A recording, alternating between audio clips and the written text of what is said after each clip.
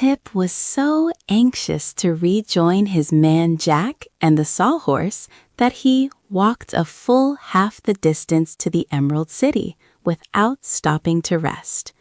Then he discovered that he was hungry, and the crackers and cheese he had provided for the journey had all been eaten. While wondering what he should do in this emergency, he came upon a girl sitting by the roadside. She wore a costume that struck the boy as being remarkably brilliant, her silken waist being of emerald green, and her skirt of 4 distinct colors: blue in front, yellow at the left side, red at the back, and purple at the right side. Fastening the waist in front were 4 buttons, the top one blue, the next yellow, a third red, and the last purple. The splendor of this dress was almost barbaric, so Tip was fully justified in staring at the gown for some moments before his eyes were attracted by the pretty face above it. Yes, the face was pretty enough, he decided, but it wore an expression of discontent, coupled to a shade of defiance or audacity. While the boy stared, the girl looked upon him calmly.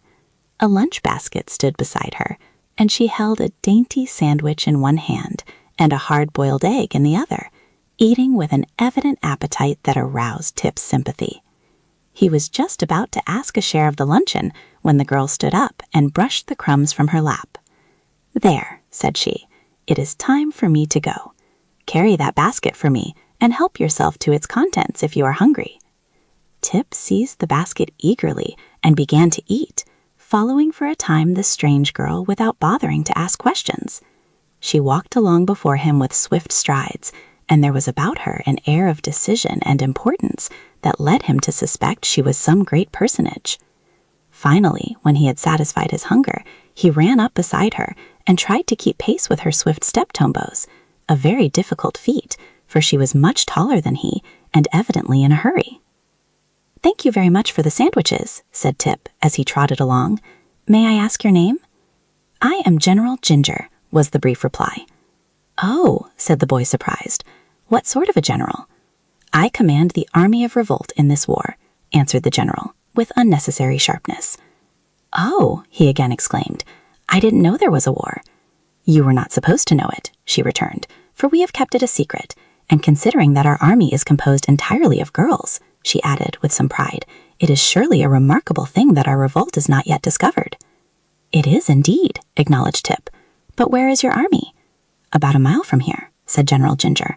"The forces have assembled from all parts of the land of Oz at my express command, for this is the day we are to conquer His Majesty the Scarecrow and wrest from him the throne. The army of Revolt only awaits my coming to march upon the Emerald City." "Well," declared Tip, drawing a long breath, "this is certainly a surprising thing. May I ask why you wish to conquer His Majesty the Scarecrow?" "Because the Emerald City has been ruled by men long enough for one reason," said the girl. "Moreover, the city glitters with beautiful gems, which might far better be used for rings, bracelets, and necklaces, and there is enough money in the king's treasury to buy every girl in our army a dozen new gowns, so we intend to conquer the city and run the government to suit ourselves." Ginger spoke these words with an eagerness and decision that proved she was in earnest. "But war is a terrible thing," said Tip thoughtfully. "This war will be pleasant," replied the girl cheerfully.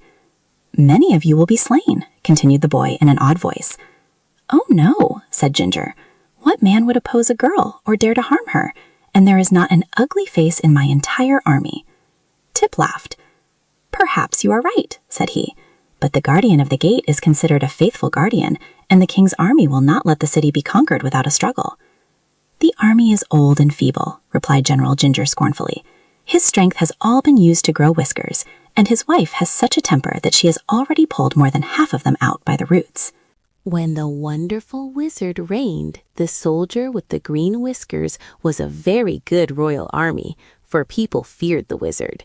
But no one is afraid of the Scarecrow, so his royal army don't count for much in time of war. After this conversation, they proceeded some distance in silence, and before long reached a large clearing in the forest where fully 400 young women were assembled. These were laughing and talking together as gaily as if they had gathered for a picnic instead of a war of conquest. They were divided into 4 companies, and Tip noticed that all were dressed in costumes similar to that worn by General Ginger. The only real difference was that while those girls from the Munchkin country had the blue strip in front of their skirts, those from the country of the Quadlings had the red strip in front, and those from the country of the Winkies had the yellow strip in front, and the Gillikin girls wore the purple strip in front. All had green waists, representing the Emerald City they intended to conquer, and the top button on each waist indicated by its color which country the wearer came from. The uniforms were jaunty and becoming, and quite effective when massed together. Tip thought this strange army bore no weapons whatever, but in this he was wrong, for each girl had stuck through the knot of her back hair 2 long glittering knitting needles.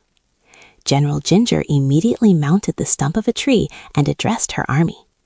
"Friends, fellow citizens, and girls," she said, "we are about to begin our great revolt against the men of Oz. We march to conquer the Emerald City, to dethrone the Scarecrow King, to acquire thousands of gorgeous gems, to rifle the royal treasury, and to obtain power over our former oppressors." "Hurrah!" said those who had listened, but Tip thought most of the army was too much engaged in chattering to pay attention to the words of the general. The command to march was now given, and the girls formed themselves into 4 bands, or companies, and set off with eager strides towards the Emerald City. The boy followed after them, carrying several baskets and wraps and packages which various members of the Army of Revolt had placed in his care. It was not long before they came to the green granite walls of the city and halted before the gateway. The guardian of the gate at once came out and looked at them curiously, as if a circus had come to town. He carried a bunch of keys swung round his neck by a golden chain. His hands were thrust carelessly into his pockets, and he seemed to have no idea at all that the city was threatened by rebels. Speaking pleasantly to the girls, he said, "Good morning, my dears. What can I do for you?" "Surrender instantly," answered General Ginger, standing before him and frowning as terribly as her pretty face would allow her to. "Surrender?" echoed the man, astounded. "Why, it's impossible. It's against the law. I never heard of such a thing in my life." "Still, you must surrender," exclaimed the general fiercely. "We are revolting." "You don't look it," said the guardian, gazing from one to another admiringly.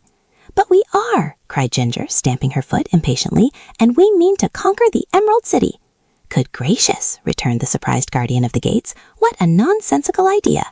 Go home to your mothers, my good girls, and milk the cows and bake the bread. Don't you know it's a dangerous thing to conquer a city?"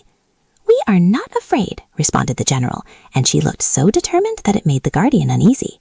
So he rang the bell for the soldier with the green whiskers, and the next minute was sorry he had done so, for immediately he was surrounded by a crowd of girls who drew the knitting needles from their hair and began jabbing them at the guardian with the sharp points dangerously near his fat cheeks and blinking eyes.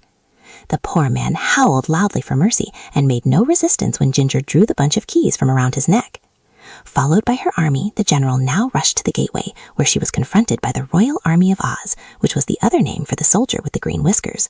"Halt!" he cried, and pointed his long gun full in the face of the leader.